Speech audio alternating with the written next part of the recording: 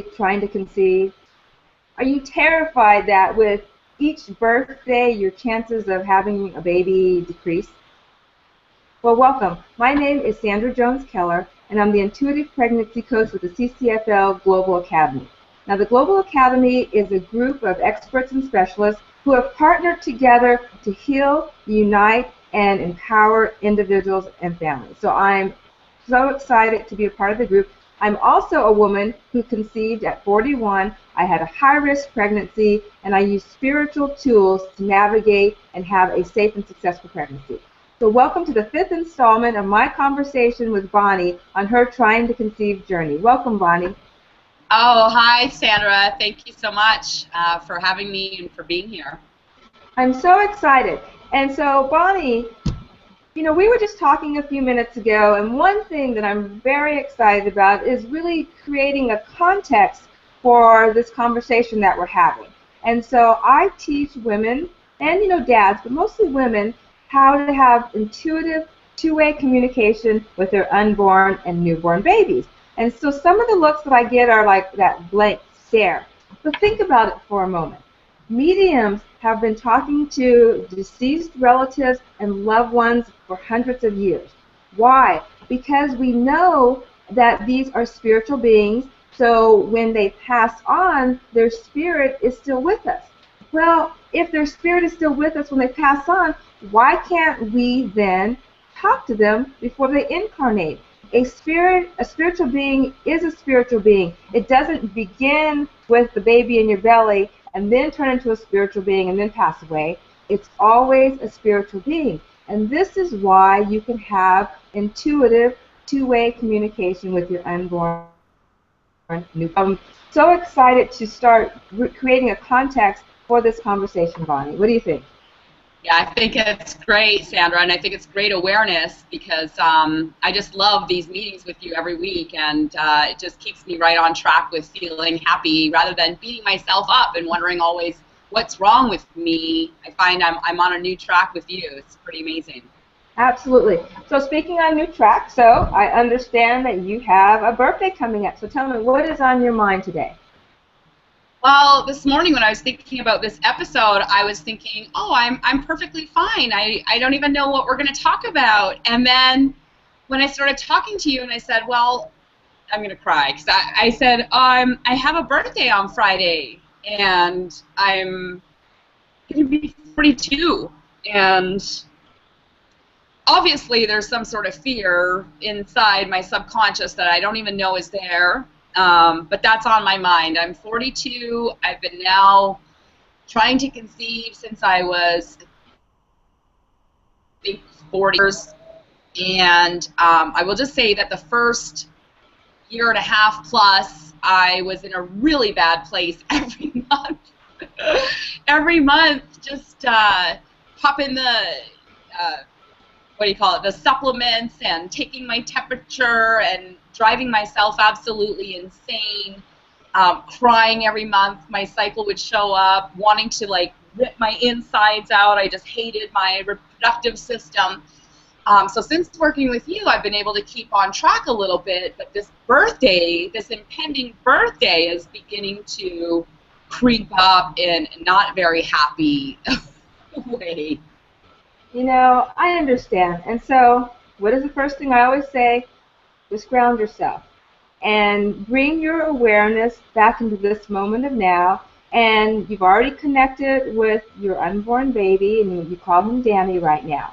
And so when the fear comes up, these are the tools you start connecting with. You know, I was just reading today about, you know, women checking for pregnancy signs, you know, 1 day after ovulation, 2 days. And it can absolutely drive you crazy. But if your attention and awareness is on creating a spiritual agreement and partnership with this unborn child, then you can get clear directives as to what to do next. And you know, in terms of age, I was 41 when I conceived, and according to the doctors, I shouldn't have even been pregnant. I was 42 when I delivered. And I used the spiritual tools and principles that I teach women to navigate my high-risk pregnancy. And so I knew with with certainty that Mecca was okay. And how did I know that? Because I asked her.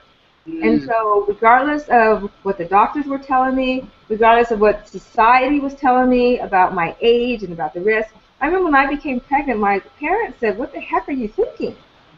Because I was 41. And so if we allow the outside influences and the consciousness of most people to impact us, then we will be terrified, we will worry, and we're going to sit there checking all of our physical symptoms.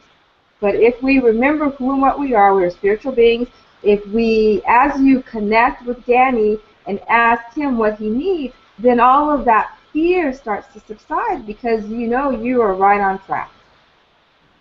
Yeah, that's great. I remember, I think it was our first conversation that we had, and you said something very profound. I think it left me speechless, which doesn't happen very often, is you said that this baby does not want to be controlled by you. And so I know as a woman who's been working to conceive, and everybody always about it, and it'll happen. Just release it from your mind, and it'll happen. And that's a very difficult thing to do, is just to forget that you want to have a baby, especially every month when your cycle shows up. So this process that you're talking about in communication, and we have communicated with Danny, that's our baby spirit, he does exist. I can actually, when I close my eyes and visualize, I can actually see a physical body of a young man who is in his maybe late teens, early 20s, very handsome. And he's always got this very peaceful way of just, we don't actually talk. It's just he looks at me and says, everything's going to be okay. The one message that Tom, my husband, actually received, and it makes so much sense to me, it feels right, is that, well, Danny said that when he comes, he wants all of us. He wants all of our attention. And we've been really launching a business for the past couple of years that has taken up all of our attention. And we're coming to the end of the timeline of that, where I can see the light at the end of the tunnel. I can see some freedom and maybe a little bit more peace, but definitely more time to be able to enjoy a pregnancy. And I did talk to somebody last week who says that they are expecting a baby at the age of 46. And so 42, that made me feel a little young, but it was just this morning, my birthday's coming, and it kind of hit me a little bit hard. Like, yeah. You know, I understand, Bonnie, but, you know, we are in, people keep talking about a new age. And so we are in a new age where there's more light, there's more awareness, and the children coming through are very different because you can see them. They're more connected. They are more confident. I look at my daughter, and it's just amazing. There's things that she knows just because she came in with them and because she has maintained her connection to her spiritual self. And so the babies that are coming through are not interested in being raised paradigms. And so as parents are able to connect with them, as parents are willing to listen to what their needs are, then you're working out a whole lot of things before Danny even gets here that could have taken years and that may have interfered with his life purpose. And so the kids that are coming through, bam, they're ready. They've got big agendas. They have a lot of things that they want to do, and they don't want to spend a lot of time battling with their parents. It's like they have come here with their own agenda and life purpose. And so I feel like my job is to create access and awareness for Mecca to find her own spiritual purpose. And so the more I can keep my agenda out of raising her, the better off she is. And so people have an opportunity to connect with their babies before they're born, find out what they need, find out what environment they need, find out what they're looking for, because having a baby is not all about the mothers and the fathers. It's about allowing these spirit beings to come in and do their life's work. Yeah, thank you so much for the reminder on that. And I'm going to go back to the prayer that you taught me last week, which is, well, you say it in your beautiful way, because my mind is saying, you know, whatever happens, is happening for the greater good of everybody involved. But you say it so beautifully. I'd like to hear it again. It's a simple prayer, and I do this whenever I'm in distress or something doesn't look the way I want it to look. You know, I just sit down and I say, I bless this situation for the highest good of all concerned. And I may say that 100 times. I may need to say it 50, but I say it until I start feeling the peace.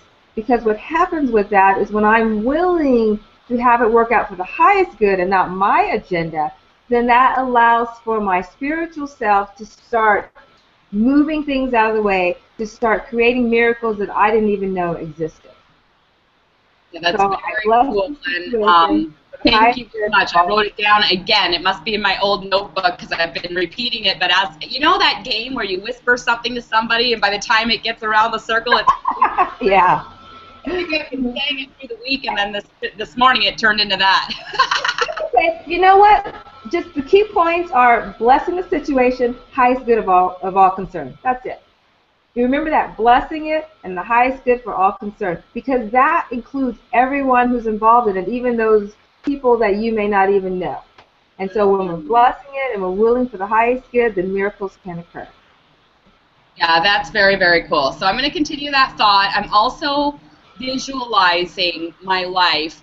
I know that we can visualize our future life. I know Jim Carrey did that. He drove down to Mulholland Drive for 7 years before he got on Dumb and Dumber and had his big break.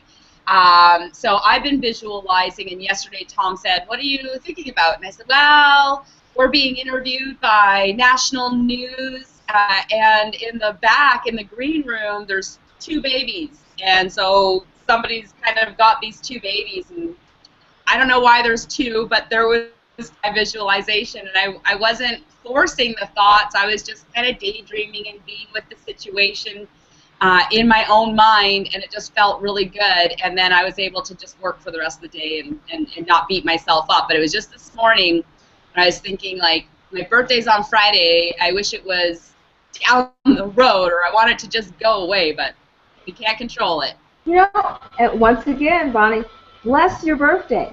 Bless your body. Bless all that is happening. And know that it's all in divine timing, because when Danny comes through, you're going to look back on this and say, oh my gosh, I see how everything lined up perfectly.